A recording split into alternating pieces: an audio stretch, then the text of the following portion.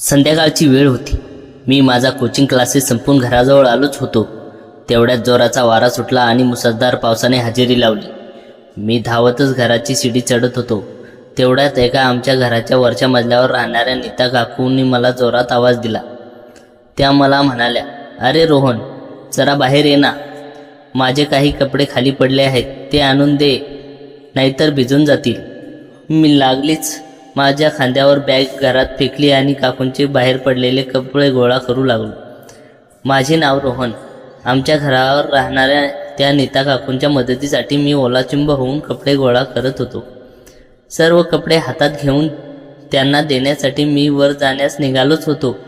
तेवढ्यात माझी नजर मी गोळा केलेल्या कपड्यावर गेली. त्या कपड्यामध्ये काकूचे दुसरे वस्त्रेही होते. मी त्या कपड्यामध्ये लक्ष देत काकूच्या घरात आलो. काकू उरलेले कपडे घरात पसरवत होत्या. त्याच वेळी माझे लक्ष काकूंनी ओल्या झालेल्या गाऊनकडे गेले. गाऊन काकूच्या शरीराला पूर्णपणे चिटकला होता, ज्यामुळे फारच सुंदर दिसत होत्या. मी काकूंना आवाज देऊन म्हणालो, "काकू, कपडे कुठे ठेवू? हे पूर्ण भिजले आहेत आणि यांना मातीही लागली आहे." त्यावर त्या म्हणाल्या, "दे रोहन, माझ्या हातात दे. हे मला धुवावे लागतील." मी जसा ते कपडे काकूच्या हातात देण्यासाठी पुढे सरकलो, त्याच वेळी घरातील लाईट गेली. घरात पूर्णपणे अंधार झाला आणि समोरचे काहीच दिसेनासे झाले. मी हळूच आवाज दिला, "काकू, तुम्ही कुठे आहात?" तेव्हा काकू म्हणाल्या, "रोहन, कदाचित मी तुझ्या समोरच उभी आहे. थोडा हात पुढे करून मला स्पर्श कर, तेव्हा तुला समजेल." मी काकूंना सांगितल्याप्रमाणे हळूच माझा हात समोर केला आणि अचानक माझ्या हाताला वेगळा स्पर्श जाणवला. मी परत त्याच जागेवर हात लावला. तेव्हा मला समजले, माझा हात काकूंना स्पर्श करत होता. मी कसे तरी माझ्या हातातले कपडे काकूंच्या हातात दिले आणि त्यांच्यापासून थोडा लांब येऊन उभा राहिलो. मला खूप भीती वाटत होती की लाईट आल्यावर काकू नक्कीच माझ्यावर रागवतील. बाहेर खूप जोरात पाऊस सुरू होता आणि अधूनमधून विजांचा कडकडाटही होत होता. तेवढ्यात हळूच काकू म्हणाल्या, "रोहन, तू इथेच आहेस ना? आता घरी जाऊ नकोस. मला खूप भीती वाटत आहे. तू इतक्या लांब का उभा आहेस? माझ्या जवळ ये." तेव्हा मी काकूंना म्हणालो, "मी इथेच आहे काकू." तेव्हा मला समजले की त्या माझ्यावर रागवल्या नव्हत्या. मी हात समोर करून काकूंना स्पर्श करत त्यांच्याजवळ गेलो. काकूंनी लागलीच माझा हात त्यांच्या हातात घट्ट पकडला आणि त्यांची मान माझ्या खांद्यावर ठेवली. मलाही खूप छान वाटत होते. काही वेळाने पावसाचा वेग कमी झाला आणि लाईटही आली, पण बाहेर विजांचा आवाज अजूनही येत होता. उजेडात मी माझी नजर काकूंकडे वळवली. काकूंनी गाऊन अजून पूर्णपणे ओलाचिंब होता आणि तो त्यांच्या अंगाला तसाच चिटकलेला होता. काकूंचे वय खरोखरच 25 वर्ष होते, पण त्या ओल्या गाऊनमध्ये त्या 20 वर्षाच्या भासत होत्या. आता पाऊस पूर्णपणे बंद झाला होता आणि विजांचा आवाजही कमी झाला होता. मी काकूंना म्हणालो, "काकू, मी निघतो आता. खूप वेळ झाला आहे." त्यावर त्या म्हणाल्या, "रोहन, बस 10-15 मिनटं अजून थांब, कारण मध्येच लाईट येत जात आहे. तोपर्यंत मी माझे ओले कपडे बदलून घेते, त्यानंतर तू घरी जा." मी काकूंना ठीक आहे म्हणालो आणि तिथेच खुर्चीवर बसून राहिलो. काकूंनी घरात ओले कपडे पसरवले आणि त्या आतल्या खोलीत गेल्या. काही वेळानंतर अचानक पुन्हा लाईट आली. काकू अंधारामुळे घाबरल्या आणि खोलीत ठेवलेली एक वस्तू खाली पडून तिचा जोरात आवाज झाला. मला वाटले अंधारात काकूचा पाय घसरला असावा, म्हणून मी झटकन उठून त्यांना पाहण्यासाठी गेलो. मी जेव्हा काकूच्या खोलीजवळ आलो तेव्हा घरात लाईट आली आणि समोरचे दृश्य पाहून थक्क झालो. काकू अंतर्वस्त्र खाली पडून फुटलेल्या वस्तूच्या काचा गोळा करत होत्या. त्यांना पाहून माझ्या तोंडातून शब्दच निघेना. अशी सुंदरता मी पहिल्यांदाच पाहत होतो. मी काही वेळ तिथंच उभा राहून पाहत राहिलो.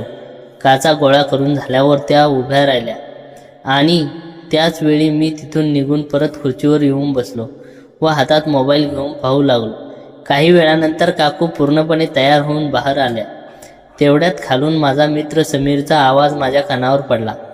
मी काकूंना म्हणालो, "काकू, मी निघतो. माझा मित्र खाली बोलावत आहे." तेव्हा काकू म्हणाल्या, "रोहन, तुझे खूप खूप धन्यवाद.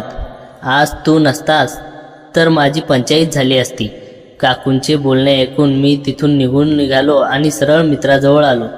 समीर मला म्हणाला, "अरे रोहन, तू वरून कुठून आलास? काय करत होतास काकूंच्या घरात?" मी त्याला म्हणालो, मी नंतर सांगेन तुला. काय काम होतं तुझं यावेळी? समीर म्हणाला, यार मला गणिताच्या नोट्स हव्या होत्या, दे ना. मी घरात जाऊन त्याला गणिताच्या नोट्स आणून दिल्या. त्यानंतर समीर नोट्स घेऊन आपल्या घराकडे निघाला. पण माझ्या डोळ्यावर समोर अजूनही काकूंचं रूप वारंवार रेंगाळत होतं. रात्रीच्या वेळी पुन्हा अवकाळी पावसाने जोराने हजेरी लावली आणि लाईट गेली. काकू मला गॅलरीत उभी राहून आवाज देऊ लागल्या, रोहन, अरे रोहन, लवकर ये, मला खूप भीती वाटत आहे. मी काकूंना म्हणालो, हो आलो काकू, घाबरू नका. थोड्या वेळात मी काकूंच्या घरात गेलो. यावेळी काकूंनी घरात तीन मेणबत्त्या लावून ठेवल्या होत्या आणि प्रकाशात काकू अतिशय सुंदर दिसत होत्या. काकूंनी यावेळी लाल रंगाचा गाऊन घातला होता. मी काकूंना विचारलं, काकू तुमचे जेवण झालं का? तेव्हा काकू म्हणाल्या, माझे जेवण खूप वेळ झाला आहे, मला आता खूप झोपही येत आहे रोहन. मी काकूंना म्हणालो, तुम्ही आता झोपणार होता, मग मला इथे का बोलवले? मी निघतो माझ्या घरी. तेव्हा काकू सांगू लागल्या, थांब रोहन, घरात खूप अंधार आहे आणि पाऊसही पडत आहे. अशा अंधारात मला खूप भीती वाटते, म्हणूनच मी तुला इथे माझ्यासोबत झोपण्यासाठी बोलवले आहे. तेवढ्यात काकूंनी आपले दोन्ही हात वर करून आळस दिला आणि त्यांची वस्त्रे मला स्पष्ट दिसू लागली. यावेळी काकूंनी काळ्या रंग पट्टी घातली होती, जो रंग त्यांच्या त्वचेला अगदी शोभून दिसत होता. माझे लक्ष सारखे तिथेच जात होते. बाहेर हवेत गारवा असल्यामुळे मला काकूंनी मिठीत घ्यावेसे वाटू लागले. आता रात्री 12 वाजले होते आणि आमच्या गप्पा अजूनही सुरूच होत्या. काही क्षणातच लाईट आली आणि घरात सर्वत्र उजेड झाला. त्या उजेडात काकूंचे रूप स्पष्ट दिसत होते. काकू जेवढ्या बाहेरून सुंदर दिसत होत्या तेवढ्याच आतूनही होत्या. काकू मला म्हणाल्या, चल रोहन, लाईट बंद करून माझ्या खोलीत झोपूया. तेव्हा मी काकूला म्हणालो, काकू तुमच्या खोलीत मी तुमच्यासोबत कसा झोपू शकतो आणि मला एकट्याला झोपण्याची सवय आहे. तेव्हा काकू म्हणाल्या, अरे रोहन, आजच्या दिवशी झोप ना, उद्यापासून आपल्या घरी एकटा झोप. तसेच तुमचे काका जाऊन खूप दिवस झाले आहेत. कधीपर्यंत मी भाड्याच्या घरात एकटी झोपत राहू? माझे सुख दुःख समजणारं कोणीतरी हवे ना. मला काकूंची खूप दया आली, म्हणून मी त्यांच्याजवळ झोपायची ठरवली. आम्ही एकाच पलंगावर एकमेकाशेजारी झोपलो. पाऊस पडल्यामुळे रात्री खूप थंडी वाजत होती. अचानक झालेल्या पावसामुळे वातावरणात बदल होता. मला अंगावर घेण्यासाठी पांघरूण हवे होते, पण बेडवर एकच चादर होती, तीही काकूने अंगावर घेतली होती. मी काकूच्या अंगावरील चादर हळूहळू माझ्या अंगावर ओढली. आता मला निवांत झोप लागली होती. मध्यरात्रीच्या वेळी काकूचा हात मला स्पर्श करू लागला. मी मान वळवून एक नजर काकूकडे टाकली. काकू निवांत झोपल्या होत्या आणि खोलीत मंद प्रकाशात माझी नजर काकूंच्या गाऊनकडे गेली. तिथून त्याची पट्टी स्पष्ट दिसत होती. सकाळी जेव्हा मी उठलो तेव्हा काकू आपल्या जागेवर नव्हत्या आणि दार कुणीतरी जोरात थाप मारत होतं. काकू बाथरूममधून आंघोळ करून घाईघाईत खोलीत आल्या. त्यांनी अंगावर टॉवेल गुंडाळला होता. त्यांनी माझ्याकडे पाहिले तेव्हा त्यांना वाटले की मी झोपलो आहे, पण मी बारीक डोळ्यांनी काकूंकडे पाहत होतो. त्यांनी माझ्यासमोरच कपडे घातले. त्यांच्याबद्दल माझ्या मनात अधिकच आकर्षण वाढले होते. काकू मला आवाज देऊन बाहेर दरवाजा उघडण्यासाठी गेल्या. मीही आळस देत उठलो आणि बाहेर कोण आले आहे हे पाहण्यासाठी गेलो. पुढच्या खोलीतून हसण्याचा जोरजोरात आवाज येत होता. बाहेर येऊन पाहिलं तर काकूसोबत एक सुंदर विवाहित मुलगी हातात हात टाकून उभी होती आणि तिच्यासोबत एक अपंग तरुणही मुलगाही होता. अचानक मी त्या मुलीचे लक्ष माझ्याकडे गेले आणि ती काकूंना म्हणाली, मम्मी, हा मुलगा कोण आहे आणि आत काय करत आहे? तेव्हा काकू तिला म्हणाल्या, अरे रिया, हा आपल्या घरमालकाचा मुलगा आहे. माझी छोटी मोठी मदत करायला येत असतो.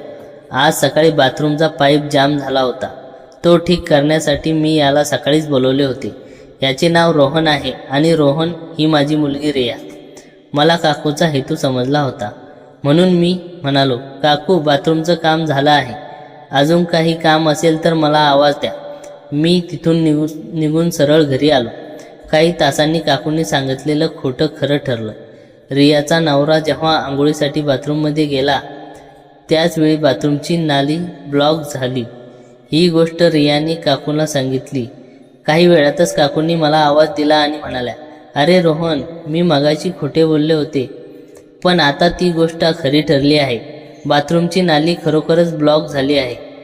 ती तुझ्या पद्धतीने साफ करून दे, जेणेकरून रियाला माझे बोलणे खरे वाटेल. एवढं बोलून काकू स्वयंपाकघरात नाश्ता बनवण्यासाठी गेल्या आणि मी बाथरूमच्या दिशेने गेलो. मला वाटले बाथरूममध्ये कोणी नसेल, म्हणून मी जेव्हा बाथरूमचा दरवाजा आत ढकलला तेव्हा समोरचे दृश्य पाहून मी थक्क झालो. रिया वस्त्रांवर आंघोळीसाठी बसली होती. काही वेळातच आमची नजरानजर झाली आणि मी तिथून निघून सरळ माझ्या घरासमोर आलो. काही क्षणासाठी रियाचा चेहरा माझ्या डोळ्यासमोर फिरत होता. रिया काकूंपेक्षाही खूप सुंदर दिसत होती, पण मला भीती वाटत होती की तिने काकूंसमोर मला काही बोलू नये, कारण चूक माझीच होती. मी आत जाण्यापूर्वीच आवाज द्यायला हवा होता. सर्व शांत झाल्यावर मी पुन्हा काकूंच्या घरी आलो. तेव्हा काकू रिया आणि तिच्या नवऱ्याचा नाश्ता देत होत्या. मी हळूच एक नजर रियाकडे टाकली. तीही माझ्याकडे पाहून हसत होती. मी तिच्याकडे पाहत बाथरूममध्ये आलो. इथे खरंच नाली जाम झाली होती.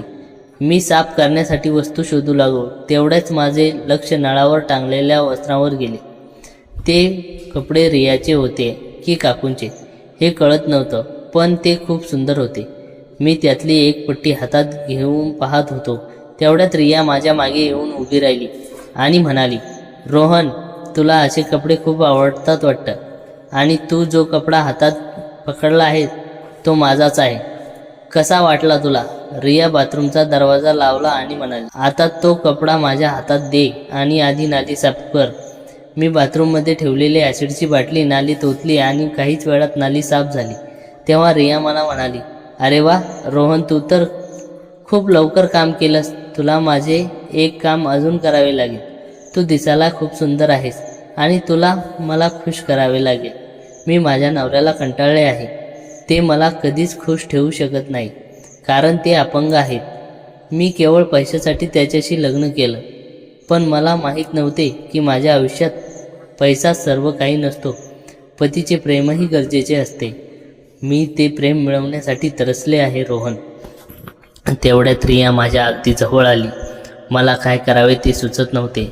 मी तिला म्हणालो, रिया, आपल्याला कोणी पाहिले तर गडबड होईल. पण रियाने मला जवळ ओढले. आम्ही दोघे एकमेकांच्या जवळ आलो. बाथरूममध्येच आम्ही एकमेकांच्या प्रेमात वाहून गेलो. रियासोबतचा हा अनुभव खूप वेगळा होता. आमचे बोलणे, हालचाली काकू बाहेर उभे राहून ऐकत होत्या. त्यानंतर रिया 2 दिवस काकूच्या घरीच राहिली. तोपर्यंत आम्हाला जेव्हा जेव्हा वेळ मिळायचा तेव्हा आम्ही एकमेकांसोबत वेळ घालवायचो. रिया गेल्यानंतर काकूंच्या घरी जाणे कमी केले होते. मला रियाची खूप आठवण येत होती. एके दिवशी काकूंनी काही कामानिमित्त बाजारात जायचे होते, म्हणून त्यांनी मला घरी बोलावले. मी उदास चेहरा घेऊन काकूसमोर आलो. माझ्या चेहऱ्यावरील हावभाव पाहून काकूंना सर्व समजले होते. आम्ही दोघे जेव्हा रिक्षा करून बाजारात जाण्यासाठी निघालो तेव्हा काकू मला म्हणाल्या, रोहन, रियाची आठवण येत आहे का? काकू असे बोलल्यावर मी झटकन मान वळून त्यांच्याकडे पाहिले. मी सर्व जाणते रोहन. मी तुम्हा दोघांना एकत्र बाथरूममध्ये जाताना पाहिले होते. तेव्हा मी म्हणालो, काकू, मी बाथरूमची नाली साफ करायला गेलो होतो. तेव्हा काकू म्हणाल्या, अरे रोहन, नाली साफ करायला किती वेळ लागतो? आणि तू रियासोबत पूर्ण 1 तास होतास.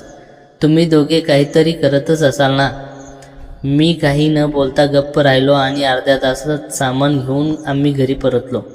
घरी आल्यावर काकू त्यांच्या खोलीत गेल्या. मी माझ्या घरी जाण्यासाठी त्यांना आवाज दिला तेव्हा त्या म्हणाल्या, रोहन, थोडा वेळ थांब बा, मी तयार होऊन येते. मी बाहेर खुर्चीवर बसून काकूंची वाट पाहू लागलो. 10-15 मिनिटात काकू समोर सुंदर गाऊन घालून बाहेर आल्या आणि सरळ माझ्या शेजारी येऊन बसल्या. त्या म्हणाल्या, बोल रोहन, काय विचार केलास माझ्याबद्दल? काकू असे बोलल्यावर मी गोंधळात पडलो. मी तर त्यांच्याबद्दल काहीच विचार केला नव्हता. मी म्हणालो, काकू, तुमचे बोलणे मला समजलं नाही. तुम्हाला काय म्हणायचं आहे? तेव्हा काकू म्हणाल्या, मी तुला रियासोबत घालवलेल्या वेळाबद्दल विचारत आहे. तसाच वेळ माझ्यासोबत कधी घालवणार? रिया येण्यापूर्वी तर तू माझ्या सौंदर्याचं कौतुक करायचास. तू वारंवार माझ्याकडे पाहायचास आणि मीही तुझ्याकडे मुद्दाम गाऊन सैल ठेवायचे, कारण तू मला खूप आवडतोस. आता मला नाराज करू नको. तेवढ्यात काकू माझ्या अगदी जवळ सरकून बसल्या. काकूंनी माझे हात त्यांच्या हातात घेतले. त्यांच्या स्पर्शाने माझ्या मनात वेगळीच भावना निर्माण झाली. काकू हळूच आपले ओठ ओठाच्या जवळ घेऊन आल्या. मीही त्यांना रोखू शकलो नाही आम्ही दोघे एकमेकांच्या मिठीत विरघळून गेलो. 2 तासापर्यंत आम्ही एकमेकांसोबत भरभरून प्रेम केलं. माझ्यामुळे काकूंना खूप आनंद मिळाला आणि मला रियाचा चेहरा दिसू लागल्याने खूप बरे वाटले. आता मी माझ्या घरापेक्षा काकूंच्या घरीच जास्त वेळ घालवू लागलो होतो. जेव्हा जेव्हा वेळ मिळायचा तेव्हा आम्ही एकत्र घालवायचो. अधूनमधून रियाही काकूंना भेटायला 2-3 दिवस राहायला येत असे. मग त्या दोघीही खुश ठेवायचो. अशा प्रकारे भाड्याच्या घरात राहणाऱ्या काकूंच्या आणि त्यांच्या मुलीच्या सोबतीला मला अवकाळी पावसामुळे आनंद घेता आला. त्या अवकाळी पावसाच्या रात्री सुरू झालेलं नवचक्र आता माझ्या आयुष्याचा एक भाग बनलं होतं. नीता काकू आणि रिया या दोघींच्या रूपात मला एक वेगळंच सुख मिळालं होतं. पण मला कुठे माहीत होतं की ज्या सुखाला माझं नशीब समजत होतो ते प्रत्यक्षात एका भयंकर वादळाची नांदी होती. दिवसामागून दिवस जात होते आणि माझा काकूंचे घरातील वावर अधिकच वाढला होता.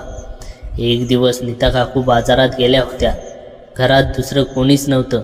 काकूंनी जाताना घराची चावी माझ्याकडे दिली होती आणि सांगितलं होतं, रोहन, गॅसवाला सिलेंडर आणून देणार आहे, जरा वर जाऊन खोलीत ठेवून घे. मी चावी घेऊन वर गेलो. सिलेंडरवाला आला. त्याने सिलेंडर आत ठेवला आणि निघून गेला. मी घरात एकटाच होतो. अचानक माझी नजर काकूच्या बेडरूममधील पलंगाकडे गेली, जिथे आम्ही रात्री घालवल्या होत्या. काहीतरी वेगळीच ओढ म्हणून मी त्या खोलीत गेलो. खोलीत मंद सुवास दरवळत होता. मी काकूंच्या ड्रेसिंग टेबलजवळ गेलो. तिथे काही अत्तर सौंदर्य प्रसाधने विखरलेली होती. तेवढ्यात टेबलच्या कोपऱ्यात ठेवलेल्या एका छोट्या गोल काळ्या शो पीसमध्ये माझे लक्ष गेले. तो एक प्लास्टिकचा अस्वल होता. मला तो शो पीस आधी तिथे असल्याचे आठवत नव्हतं. मी कुतूहलाने तो हातामध्ये घेतला. तो वजनाने खूप हलका होता, पण त्याच्या पाठीमागे एक छोटासा चार्जिंग पॉईंट आणि मेमरी कार्ड घालण्याची जागा होती. अस्वलाच्या डोळ्याकडे नीट पाहिल्यावर माझ्या अंगावर सरसरून काटा आला. तो साधा शोपीस नव्हता, तर एक स्पाय वायफाय छुपा कॅमेरा होता आणि त्याचा रोख थेट पलंगाच्या दिशेने होता. माझे हातपाय थरथरू लागले. कपाळावर घामाच्या धारा वाहू लागल्या. मी थरथरत्या हाताने त्यातील मेमरी कार्ड काढले आणि घाईघाईने खाली माझ्या घरात आलो. माझ्या लॅपटॉपमध्ये ते कार्ड टाकून जेव्हा मी फाईल्स उघडल्या तेव्हा माझ्या पायाखालची जमीनच सरकली. त्या कार्डमध्ये नीता काकू आणि माझे, तसेच रिया आणि माझे घालवलेले सर्व खाजगी क्षण स्पष्टपणे रेकॉर्ड झाले होते. पण धक्कादायक बाब पुढे होती. एका फाईलमध्ये नीता काकू कोणाच तरी मोबाईलवर व्हिडिओ कॉलवर बोलत होत्या. मी आवाजाचा व्हॉल्यूम वाढवला. समोर दुसरी व्यक्ती होती, रियाचा अपंग नवरा, ज्याला मी कालपर्यंत असहाय्य समजत होतो. व्हिडिओ कॉलमध्ये तो माणूस अतिशय क्रूरपणे हसत होता. नीता काकूंना सांगत होता, वा नीता, मानलं तुला, त्या रोहनला बरोबर जाळ्यात ओढलंस. रियानेही तिचं काम चोख बजावलं. आता त्या पोराचे सगळे व्हिडिओ आपल्याकडे सुरक्षित आहेत. त्याच्या बापाकडे भरपूर प्रॉपर्टी आहे. एकदा का ब्लॅकमेलिंग खेळ सुरू झाला की एका झटक्यात करोडो रुपये आपल्या खात्यात येतील. नीता काकू हसून म्हणाल्या, हो, तो मूर्ख रोहन स्वतःला खूप शहाणा समजत होता. त्याला काय माहीत आम्ही जाळं फक्त पैशासाठी विणलंय. रिया त्याच्यावर अजिबात खुश नाहीये. ती फक्त तुझ्या सांगण्यावरून नाटकं करत होती. हे ऐकून माझ्या डोक्यामध्ये जणू सुन्नता आली. माझं संपूर्ण शरीर थरथरत होतं. ज्या काकूंवर मी दया दाखवली, ज्या रियाने मी तिच्या पतीपासून त्रासलेली समजून प्रेम दिलं, त्यांनी माझ्या पाठीत इतका मोठा खंजीर खुपसला होता. हा सुनियोजित कट होता. त्या अपंग नवऱ्याचा त्यात मुख्य हात होता आणि नीता काकू व रिया केवळ मोहरे होते. मी विचार केला, जर मी आता गप्प बसलो तर लोक माझं आयुष्य उद्ध्वस्त करतील. मला काहीतरी करावेच लागणार होते. मी पोलीस स्टेशनला जाण्याचा विचार केला, पण माझ्याकडे त्यांची योजना सिद्ध करण्यासाठी फक्त मेमरी कार्डची क्लिप होती, ज्यामध्ये स्वतःचे आक्षेपार्ह व्हिडिओ होते. पोलिसांना जर म्हणाले तर पोलीस माझी समाजात नाहक बदनामी झाली असती. मला हा खेळ माझ्याच पद्धतीने आणि अत्यंत गुप्तपणे खेळावा लागणार होता. मी ते मेमरी कार्ड एका सुरक्षित जागी लपवले आणि कॅमेरा जसा तसा पुन्हा वरच्या खोलीत नेऊन ठेवला, जेणेकरून त्यांना संशय येणार नाही. दुसऱ्याच दिवशी रिया काकूंच्या घरी आली. यावेळी त्याच्या चेहऱ्यावर तेच खोटे हास्य आणि डोळ्यात माया होती. तिने मला हळूच गॅलरीतून इशारा केला. मी मनावर दगड ठेवून चेहऱ्यावर काहीच माहीत नसल्याचा आव आणत वर गेलो. रोहन, खूप आठवण येत आहे तुझी, मला मिठी मारत म्हणाली. तिच्या स्पर्शात आता प्रेमाऐवजी भयंकर वीज जाणवत होतं. मलाही रिया, मी खोटे हसत म्हणालो. त्या रात्री नीता काकूंनी मुद्दाम आम्हाला खोलीत एकटे सोडले. मला माहीत होतं की तो छुपा कॅमेरा सुरू आहे. मी रियाला बोलण्यात गुंतवलं. रिया, तुझा नवरा खूप श्रीमंत आहे ना, मग तू या भाड्याच्या घरात का राहतेस? रिया थोडी गडबडली, पण स्वतःला सावरत म्हणाली, अरे तो श्रीमंत आहे पण कंजूस आहे, आणि त्याच्या पैशाचा मला काय उपयोग जर तो मला सुखच देऊ शकत नाही. मी हळूच माझ्या खिशातील मोबाईल रेकॉर्डर सुरू केला होता. पण रिया, जर तुझ्या नवऱ्याच्या आपल्याबद्दल समजले तर? मी विचारले. रिया हसली आणि म्हणाली, अरे त्याला काय समजणार, आणि समजले तरी काही करू शकत नाही. तो तर स्वतः. तो बोलता बोलता अचानक थांबली आणि तिला जाणीव झाली की ती जास्त बोलत आहे. स्वतःचं काय रिया? मी तिच्या डोळ्यात डोळे घालून विचारलं. काही नाही रे, सोड ते, आपण आपल्यात रमूया. तिने विषय बदलण्याचा प्रयत्न केला. माझा संशय आता पक्का झाला होता. खेळ मोठा होता. 2 दिवसानंतर मला एका अनोळखी नंबरवरून व्हॉट्सअपवर मेसेज आला. त्यात आमचा खाजगी फोटो होता आणि खाली लिहिले होते, जर हा फोटो आणि असे अनेक व्हिडिओ इंटरनेटवर आणि तुझ्या वडिलांच्या मोबाईलवर नको असतील तर उद्या संध्याकाळच्या आत 5 वाजता शहराबाहेरील जुन्या गिरणीपाशी 50 लाख रुपये घेऊन ये. पोलिसांना सांगण्याचा प्रयत्न केला तर एका क्लिकवर तुझा आयुष्य उद्ध्वस्त होऊन जाईल. ते वाचून माझे हृदय जोरजोरात धडधडू लागले. ब्लॅकमेलिंगचा हा पहिला वार झाला, पण मी घाबरलो नाही. मी आधीच याची तयारी केली होती. मी त्यांचा नंबर माग काढण्याचा प्रयत्न केला. तो नंबर रियाच्या नवऱ्याचाच होता. मी नीता काकूंच्या घरी गेलो. काकू आणि रिया दोघीही तिथेच बसल्या होत्या. त्यांच्या चेहऱ्यावर एक वेगळाच विजयी भाव होता.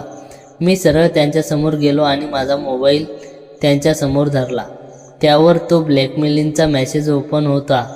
काकू, रिया, हे काय आहे? मी अत्यंत शांत आवाजात विचारलं.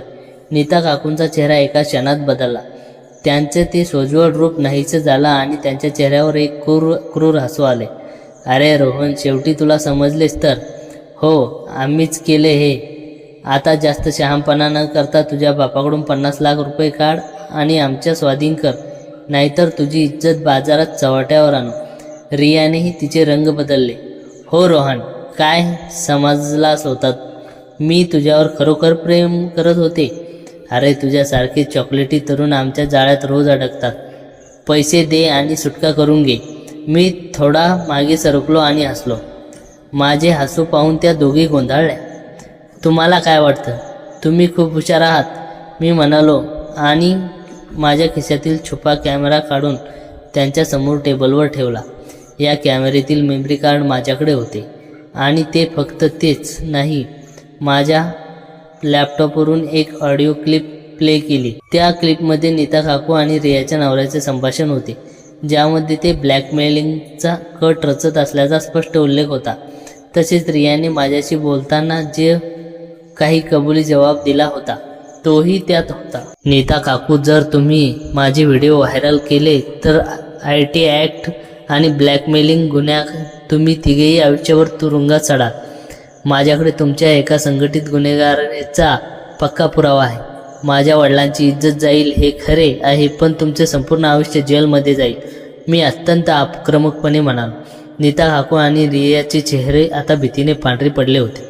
ज्या जाळ्यात त्यांनी मला ओढले होते त्याच जाळ्यात त्या स्वतः अडकल्या होत्या. आता माझी अट ऐका, मी टेबलवर हात मारत म्हणालो. रिया, तू तुझ्या त्या नवऱ्याला फोन कर आणि सांग की हा खेळ इथे संपला आहे. जर यापुढे मला किंवा माझ्या कुटुंबाला तुमच्याकडून कोणताही त्रास झाला तर हा पुरावा थेट सायबर सेल आणि पोलिसाकडे जाईल. आणि दुसरी गोष्ट, काकू, तुम्ही हे घर एका आठवड्यात रिकामे करून इथून निघून जायचं. रियाने थरथरत्या हाताने नवऱ्याला फोन लावला आणि सर्व परिस्थिती सांगितली. पलीकडून तिचा नवराही पुरता घाबरला होता. त्याने तात्काळ माघार घेतली. काही दिवसातच नीता काकू घर खाली केला आणि रियासोबत तिथून कायमच्या निघून गेल्या. जाताना त्यांच्या डोळ्यात माझ्याबद्दल प्रचंड भीती आणि पराभवाची भावना होती. त्या संध्याकाळी पुन्हा एकदा पाऊस सुरू झाला मी माझ्या गॅलरीत उभा राहून वरच्या रिकाम्या मजल्याकडे पाहत होतो. त्या अवकाळी पावसाने मला एकीकडे सुखाचा भास दिला होता, तर दुसरीकडे जगातील क्रूर वास्तवाचा धडा शिकवला होता. मी सुखरूप सुटलो होतो, पण त्या रात्री मी अनोळखी सौंदर्यावर आणि अचानक मिळणाऱ्या सुखावर विश्वास ठेवेन हे कायमचं सोडून दिले होते. कथेचा हा सस्पेन्स संपला होता, पण माझ्या मनातील सावधानपणा आता आयुष्यभरासाठी जागा झाला होता. नीता काकू आणि रियाने ते घर खाली करून आता 2 महिने झाले होते. वरचा मजला पूर्णपणे रिकामा होता. तो बंद दरवाजा आणि तिथे असलेली शांतता मला सतत वादळी रात्रीची आठवण करून द्यायची. मला वाटले होते की सगळं काही संपलंय. मी एका मोठ्या संकटातून स्वतःला सुरक्षित बाहेर काढले, पण नियतीच्या मनात काहीतरी वेगळं होतं. हा सस्पेन्स इतक्या लवकर संपणारा नव्हता. जून महिन्याचे दिवस होते. बाहेर पावसाने पुन्हा एकदा जोरदार हजेरी लावली होती. अगदी तसाच पाऊस, तसाच विजांचा कडकडाट. मी माझ्या खोलीत बसून गणिताचा अभ्यास करत होतो. तेवढ्यात माझ्या मोबाईलवर एका अनोळखी आंतरराष्ट्रीय नंबरवरून कॉल आला. मी फोन उचलला. हॅलो, कोण? पलीकडून एक अनोळखी खोल आणि गंभीर आवाज आला. तो आवाज नीता काकूंचा नव्हता, रियाचाही नव्हता आणि तिच्या अपंग नवऱ्याचाही नव्हता. कोणीतरी तिसराच माणूस होता. हॅलो रोहन, खूप सुखात आहेस ना? तुला काय वाटलं, नीता आणि रियाना सोडलं म्हणजे खेळ संपला? अरे पोरा, तू ज्यांच्याशी पंगा घेतलास ना, तो खूप मोठा आंतरराष्ट्रीय ब्लॅकमेलिंग रॅकेटचा ग्रुप आहे. नीता आणि रिया तर फक्त मोहरे आहेत. खरा बॉस मी आहे. तो माणूस पलीकडून अट्टहासाने हसला. माझ्या हातातील पेन गळून पडला. तुम्हाला काय हवे आहे माझ्याकडून? मी आधी सांगितले आहे की माझ्याकडे नीता काकू सर्व रेकॉर्डिंग आहेत. मी पोलिसात जाईन, मी धीर एकटवटून म्हणालो. पोलीस? अरे पोलीस जाण्याआधी तुझा हा व्हिडिओ बघ. पलीकडून फोन कट करत झाला आणि व्हॉट्सअपवर एक नवीन व्हिडिओ फाईल आली. मी थरथरत्या त्या हाताने फाईल उघडली. तो व्हिडिओ पाहून माझं अख्खं शरीर सुन्न झालं. तो छुपा कॅमेरा जो नीता काकूंच्या बेडरूममध्ये होता, त्याचे व्हिडिओ तर डिलीट केले होते आणि मेमरी कार्ड माझ्याकडे होते, पण या व्हिडिओचा अँगल वेगवेगळा होता. तो व्हिडिओ बेडरूमच्या छताला लावलेल्या एका छोट्या स्मोक डिटेक्टर आतून शूट करण्यात आला होता. म्हणजे त्या खोलीत एक नाही तर 2 छुपे कॅमेरे होते. मी फक्त एकच कॅमेरा शोधू लागलो होतो, पण दुसरा कॅमेरा ज्याचे थेट लाईव्ह क्लाउड बॅकअप त्या बॉसकडे जात होते. मी माझ्या नजरेतून सुटलो होतो. व्हिडिओच्या खाली मेसेज आला. उद्या रात्री 12 वाजेपर्यंत 1 कोटी रुपये क्रिप्टो वॉलेटमध्ये ट्रान्स्फर कर, नाहीतर हा व्हिडिओ तुझ्या कॉलेजच्या ग्रुपवर, तुझ्या नातेवाईक ग्रुपवर आणि थेट सोशल मीडियावर लाईव्ह केला जाईल. तुझ्याकडे फक्त 14 तास आहेत. 1 कोटी रुपये. माझ्या मध्यमवर्गीय कुटुंबासाठी ही रक्कम अशक्य होती. माझे वडील सरकारी नोकरीत होते. जर त्यांना हे समजले असते तर इज्जतीपोटी स्वतःचा जीव देऊ शकले असते. माझ्या डोळ्यासमोर अंधारी आली. बाहेर पावसाचा आवाज आणखी वाढला होता आणि विजांचा कडकडाट माझ्या काळजात धडकी भरपवत होता. मला समजले की आता फक्त धमक्या देऊन काम होणार नाही. मला आता बुद्धीने आणि तांत्रिकदृष्ट्या हा खेळ जिंकावा लागणार आहे. मी रात्री झोपू शकलो नाही. मी माझ्या कॅम्प्युटर सायन्स शिकणाऱ्या एका विश्वासू मित्राला अमितला सर्व परिस्थिती सांगितली. तो एथिकल हॅकिंग शिकत होता. अमितने एक धीर दिला आणि म्हणाला, रोहन तू घाबरू नको. जर तो बॉस क्लाउड बॅकअप वापरत असेल तर त्याला आपण IP ॲड्रेस ट्रॅक करू शकतो.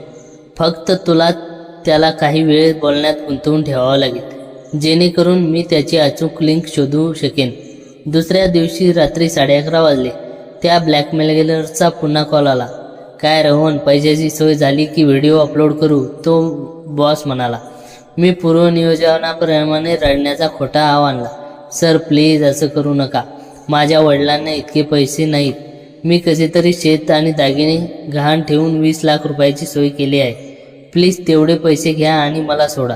मी तुमचे पाया पडतो. 20 लाख आम्हाला मूर्ख समजतोस काय? पूर्ण 1 कोटी पाहिजे, तो ओरडला. मी त्याला आणखीन विनवण्या करू लागलो. सर मला अजून अर्धा तास द्या. मी माझ्या मित्राकडून उरलेले पैसे गोळा करण्याचा प्रयत्न करतो. मी तुम्हाला एक स्क्रीनशॉट पाठवतो जो माझ्या बँक खात्याचा आहे. ते बघून तुम्हाला विश्वास बसेल. मी अमितने तयार केलेल्या एक खास फिशिंग लिंक त्या बँक खात्याच्या स्क्रीनशॉटला खाली त्या बॉसच्या पाठवली. त्या बॉसने जशी लिंकवर क्लिक केली तसा त्याचा फोन अमितच्या सिस्टमशी कनेक्ट झाला.